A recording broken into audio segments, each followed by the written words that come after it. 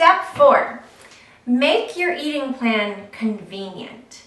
Okay, and by convenient, I mean easy to grab out of the fridge or off the counter.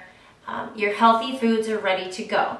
Now, a lot of my clients are super busy.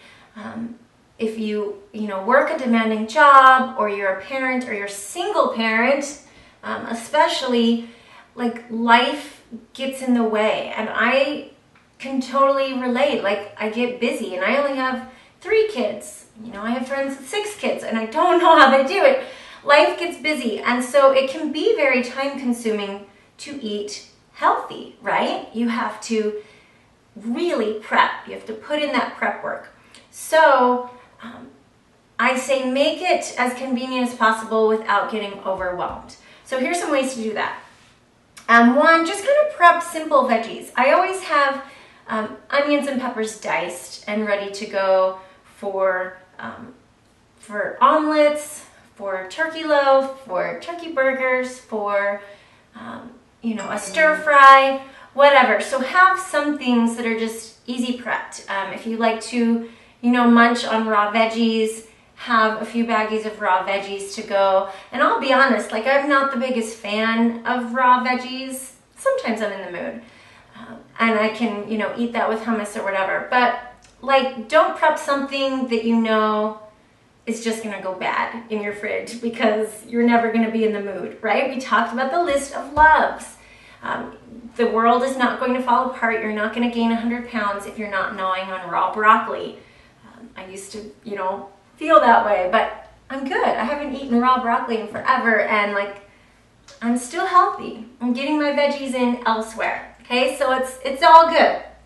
But you can prep your veggies. Always have produce. So I always have a thing of salad in my fridge.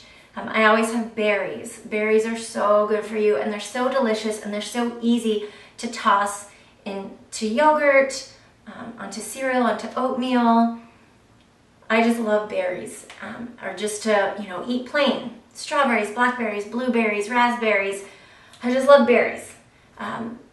Pineapple, have it, cut up and ready to eat.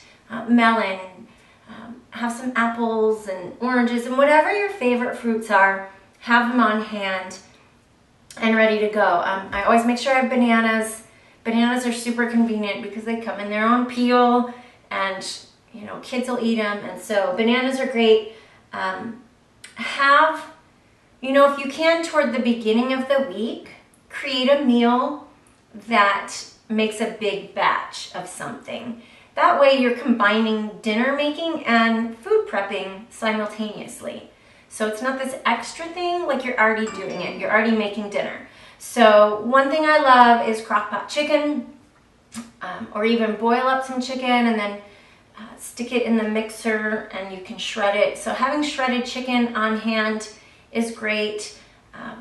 Grilling, now that it's grill season, just grilling up a whole batch of tilapia and chicken and turkey dogs and chicken sausage dogs. I mean, there's so many healthy options out there, and just pretend you're just barbecuing for company, but then it's just for you.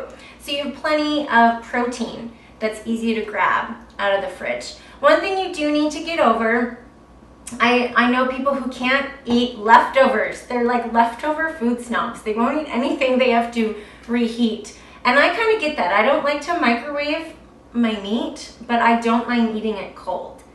So I will eat my leftover chicken cold rather than it have that weird microwave taste.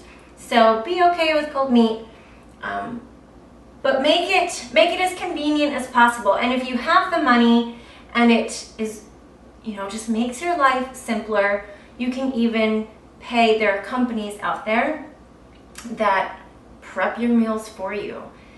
So if you can afford that and that'll just make your life easier, go for that. So do some research, but keep it really simple. If you've got salad and some chicken ready to go, it's easy. Don't make it difficult. I know there's always these recipes and everything can be homemade salad dressings and homemade everything. And if you don't have time for that, don't worry about it. Like, there's healthy salad dressings in the grocery store too that you don't have to spend, 20 minutes making yourself. So don't stress. Like, you don't have to be this like modern day pioneer in the kitchen all day baking your homemade gluten-free bread or making your homemade salad. I mean, that's great if you've got that time and that's your hobby and passion, like, go for it. But if you're just too busy and it's too overwhelming and it's too stressful and it's going to set you up for failure, do not stress. Don't worry. Make it as convenient as possible. But this is your meal plan. You already set out the foods. Make it easy, okay? Okay. Step 5, be flexible. I kind of went into this before. Even though you've made your meal plan, life happens. Good or bad. Sometimes, a friend will call you up and say, hey, let's go for lunch. Don't be mean and say, no, I've got this meal plan that I'm on. Like, go out and live. Anywhere you go, you can find a salad. And if there isn't a salad, if, it's, you want a Chicago dog or New York pizza, like, give yourself a little bit. Enjoy life. Be flexible. Okay, this is the most important step so that you don't go crazy and so that you understand that this is a lifestyle. Be flexible. You have a routine, but be flexible. Don't stress. If you have an off day, you're PMSing, you're going through a lot of stress and you ate a cupcake or you got the bacon burger or whatever, don't stress. Move on with your life. Be intuitive. Be intuitive. Don't get obsessed with the numbers. Again, if you need that education, educate yourself, but really try to connect with your own body and your own energy needs and what makes you feel good. Overeating never feels good. It doesn't. It doesn't. Like, overeating, you automatically feel bloated, you want to loosen your belt, you need to take a nap. Overeating never feels good. So you'll learn and you'll know if you're intuitive that you're eating the right amount of food. So really listen to your body and learn that. But be flexible, okay? Life happens, and this is real life. This is healthy eating at its best, and we need to be forgiving of ourselves and not beat ourselves up, because that's what leads to binge eating and emotional eating, and that's what we're trying to avoid, because nothing good comes out of emotional eating and binge eating. Okay, so step 5 is probably the most important. Be flexible. Okay, so see if you can follow those 5 steps. As always, communicate with me on Instagram or on this YouTube channel and let me know your questions. This definitely is a lifestyle, and the steps are for you to take charge of your own life.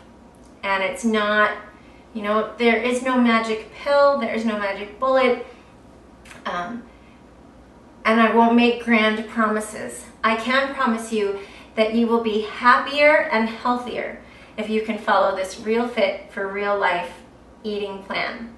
Thanks for joining me, Christy, Real Fit for Real Life.